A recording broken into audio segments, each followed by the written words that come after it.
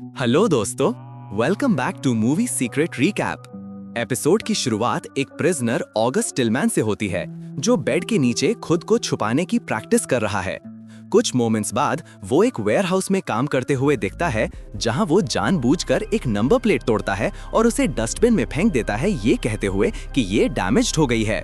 यहाँ दिखाया गया है कि उसने पहले ही बहुत सारी नंबर प्लेट्स डस्टबिन में कलेक्ट कर ली हैं, यही ट्रिक परफॉर्म करते हुए। एक दिन वो बिल्डिंग से बाहर निकलता है वेयरहाउस से डैमेज नंबर प्लेट्स डिस्पोज करने के लिए। एक ब्यूटीफुल गर्ल गार्ड्स को डिस्ट्रैक्ट करती है और वो नंबर प्लेट्स को एक साथ जोड़कर खुद को एक पुलिस बस के नीचे छुपाने में मैनेज करता है। खुशकिस्मती से गार्ड्स उसे स्पॉट नहीं करते और बस को बिल्डिंग एग्जिट करने देते हैं। कुछ मोमेंट्स बाद टिलमैन अपनी हाइडिंग स्पॉट से बाहर आता है और ड्राइवर के साथ साथ पैसेंजर सीट पर बैठी एक लेडी पर भी अटैक करता है। सीन फिर रे ज़ैनकनेली की तरफ शिफ्ट होता है जो एक फॉर्मर यूएस मार्शल है और उसने अपनी जॉब खो दी थी जब उसे क्राइम सीन से पैसे चुराने का कन्विक्टेड किया गया था। Current deputy US marshal Charlie उसे एक हाफवे हाउस के बाहर अप्रोच करता है और टिलमैन को वापस प्रिजन में डालने के अपने नए मिशन में उसकी हेल्प मांगता है। बाद में पुलिस स्टेशन पर चार्ली रे को प्रपोज करता है कि वो प्रिजनर्स की दी गई लिस्ट से अपने कैंडिडेट सिलेक्ट करे और कुछ एस्केप आर्टिस्ट्स ढूंढे। वो ऐसा इसलिए कर रहे हैं क्योंकि वो रियल एस्केप आर्टिस्ट्स को केस सॉल्व करने और टिलमैन को ढूंढने के लिए चाहते हैं। फॉलोइंग सीन में हमें यूएस प्रिजन से 4 एस्केप आर्टिस्ट से इंट्रोड्यूस कराया जाता है। एक फाइटर गंडरसन, एक फॉर्मर वेपन ट्रैफिकर शे डैनियल्स, एक बाउंटी हंटर और एक्सपर्ट ट्रैकर फिलोमिना जिसे फिली भी कहते हैं, और एक फॉर्मर चाइल्ड प्रोडिजी और बिहेवियरिस्ट डॉक्टर लॉयड लाउरी। रे और चार्ली उन्हें एक जगह गैदर करते हैं और मिशन के बारे में इन्फॉर्म करते हैं। चार्ली उन्हें बताता है कि अगर वो टिलमैन को पकड़ने में उनकी हेल्प करते हैं तो उन्हें एक मिनिमम सिक्योरिटी प्रिजन में ट्रांसफर कर दिया जाएगा और उनकी सेंटेंसेस भी रिड्यूस कर दी जाएंगी। ये सुनकर एस्केप आर्टिस्ट एक्साइटेड हो जाते हैं और तुरंत ऑफर एक्सेप्ट कर लेते हैं। इसके बाद चार्ली ग्रुप को उनके मिशन के बारे में ब्रीफ करता है और ड्यूटी पर रहते हुए हर एक को एक मोबाइल फोन प्रोवाइड करने का प्रॉमिस करता है।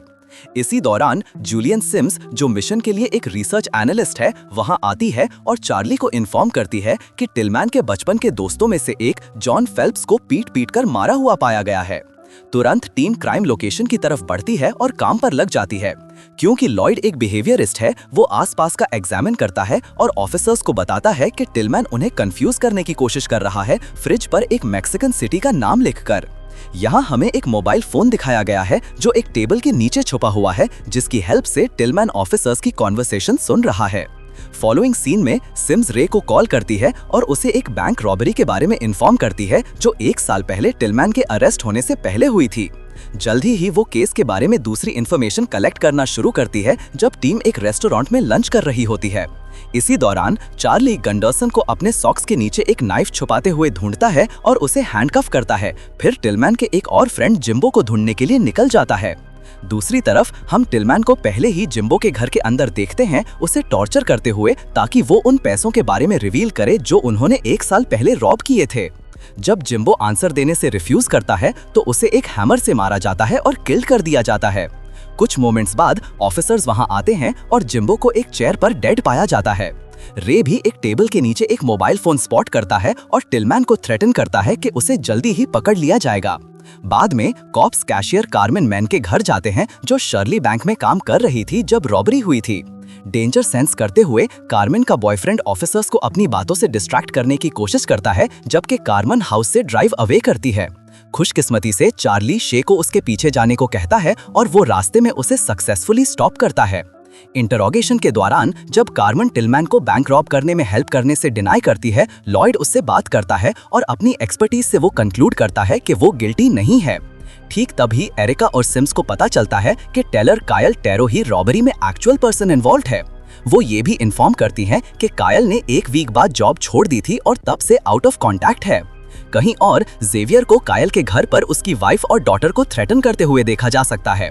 नेक्स्ट हम पूरी टीम को कायल से एक मूवमेंट का इंतजार करते देखते हैं, लेकिन कोई नहीं मिलता। इसी दौरान फिली ऑफिसर्स को सजेस्ट करती है कि वो उसे शॉपिंग ले जाएं और वो उन्हें कायल के ब्रदर फ्रैंक से डील करने में हेल्प करेगी, जो कायल को उसके पैसे मैनेज करने में हेल्प कर रहा है।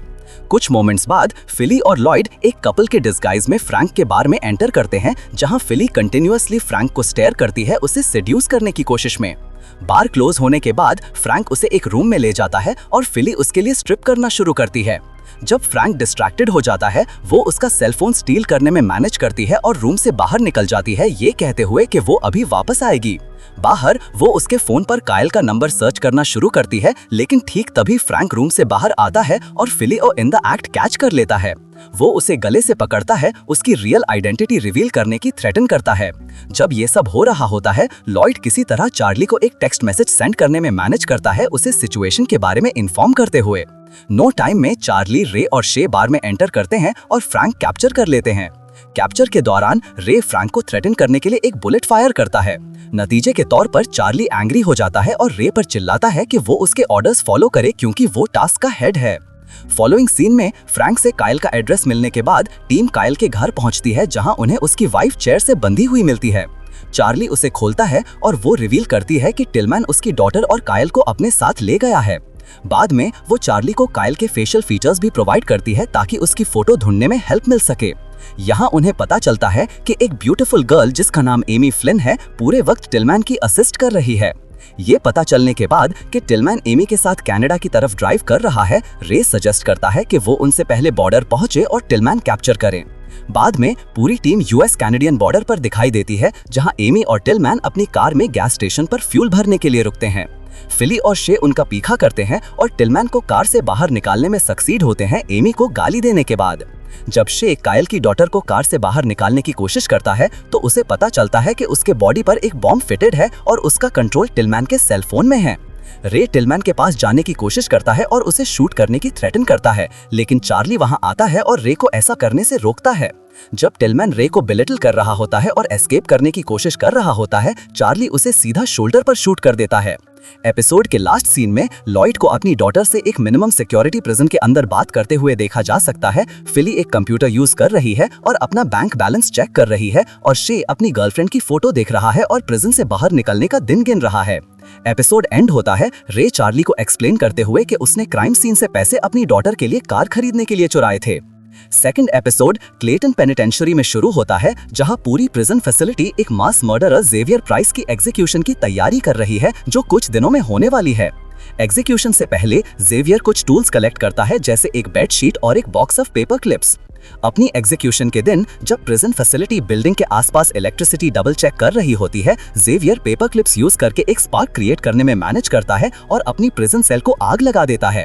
वो जानबूझकर अपना हाथ भी जलाता है और हेल्प के लिए चिल्लाता है।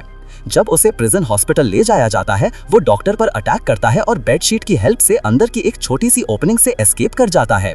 जेवियर एक बैनर प्रिपेयर करता है, खुद को एक प्रोटेस्टर के रूप में डिस्गाइज करता है और एक अंडरग्राउंड टनल के थ्रू प्रिजन के बाहर पहुंचता है।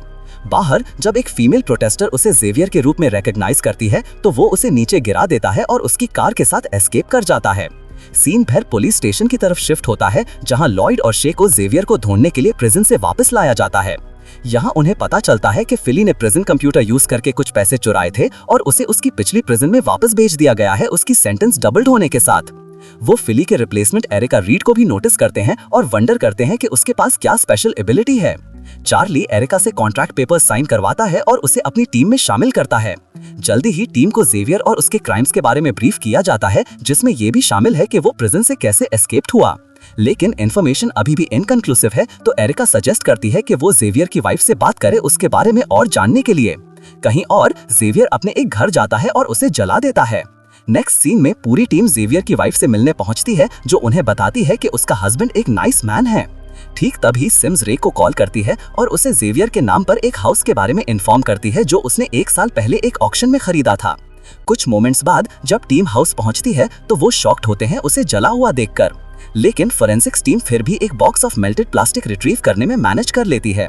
सीन फिर जेवियर की तरफ शिफ्ट होता है, जो जमीन खोद रहा है और उसके पास एक यंग गर्ल बैठी है। लड़की उसे जाने देने की प्लीट करती है, लेकिन जेवियर इतना क्रूअल है कि उसे बालों से पकड़ता है और उसकी नेक ब्रेक कर देता है, उसे किल कर देता है।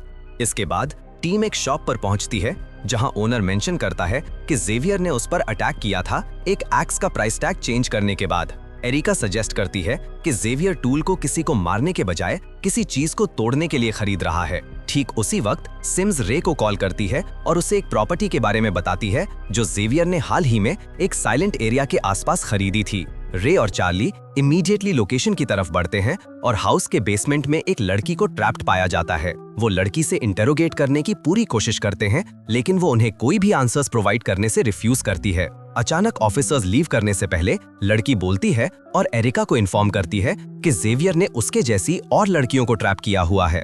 ऑफिस में वापस टीम इंफॉर्मेशन कलेक्ट करती है और दूसरी 2 लड़कियों की डेड बॉडीज ढूंढती है, जिनमें से एक को जलाकर मारा गया था और दूसरी को दफना दिया गया था। वो इस कंक्लूजन पर पहुंचते हैं कि जेवियर को लड़कियों को टॉर्चर करना और उन पर कंट्रोल रखना पसंद है। लॉयड फिर अपनी स्किल्स यूज करता है ये पता करने के लिए कि जेवियर को बचपन में उसकी प्रोस्टिट्यूट मदर ने टॉर्चर किया था। वो उसे अक्सर शेल्टर होम्स में छोड़ देती थी और इसकी वजह से वो प्रोस्टिट्यूट्स हेट करता है और उन्हें टॉर्चर करके मारना पसंद करता है। रेवेलेशन के बाद चार्ली सिम्स से रिक्वेस्ट करता है कि वो उन वुमेन की डिटेल्स प्रोवाइड करे जो पिछले साल से जेवियर के घर के आसपास मिसिंग हुई हैं। कुछ वक्त बाद सिम्स चार्ली को पिछले 6 महीने से मिसिंग वुमन की लिस्ट प्रोवाइड करती है। ये देखकर लॉयड मेंशन करता है कि जेवियर उन लड़कियों से कुछ परफेक्ट पर्सनल चीज रखता है जिन्हें उसने टॉर्चर किया था, ताकि वो खुद को ऑक्यूपाइड रख सके जब तक उसे कोई और नहीं मिलता। वो सजेस्ट करता है कि वो एक सर्च वारंट ले और जेवियर के घर के अंदर एक सर्चिंग ऑपरेशन परफॉर्म करें। बाद में रे, चार्ली और लॉयड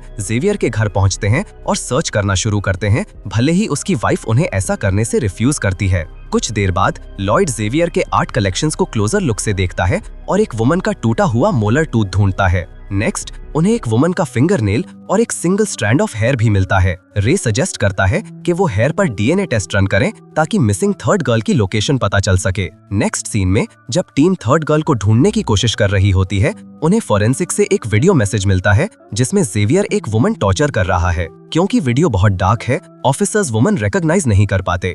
इसी दौरान रे वीडियो के बैकग्राउंड में एक ट्रेन की आवाज सुनता है और कंक्लूड करता है कि वो बिल्डिंग जहां जेवियर गर्ल को पकड़े हुए है एक ट्रेन ट्रैक के पास है। सिम्स फिर कुछ रिसर्च करती है और जेवियर की प्रॉपर्टीज के पास ट्रेन ट्रैक्स के आसपास 8 घरों की एक लिस्ट के साथ आती है। इसी दौरान जब लॉयड एरिका के पास जाता है और इंक्वायर करता है कि क्या उसने हाल ही में अपना बच्चा खोया है, तो वो इनरेज्ड हो जाती है और उस पर पंच करना शुरू करती है। क्योंकि उसने वर्क के दौरान वायलेंस कमिट की, चार्ली उसे ऑफिस में हैंडकफ करता है और उसके बिना बिल्डिंग्स इंस्पेक्ट करने के लिए निकल पड़ता है। फॉलोइंग सीन में चार्ली और रे हर एक बिल्डिंग चेक करते हैं, लेकिन अंदर कोई लड़की नहीं मिलती। सिम्स और रे को इस बारे में बात करते हुए सुनकर एरिका रियलाइज करती है कि रे और चार्ली रॉन्ग टाउन में हैं। वो फिर रिवील करती है कि वीडियो के बैकग्राउंड में रे ने जो आवाज सुनी थी वो ट्रेन की नहीं बल्कि स्लोन में एक रिफाइनरी से आने वाली एक इंडस्ट्रियल विसल की थी। इसके साथ सिम्स अपनी सर्च नैरो डाउन करती है और उस लड़की को आइडेंटिफाई करती है जो स्लोन से मिसिंग हुई है, एंड्रिया। एरिका से मिली इंफॉर्मेशन के बाद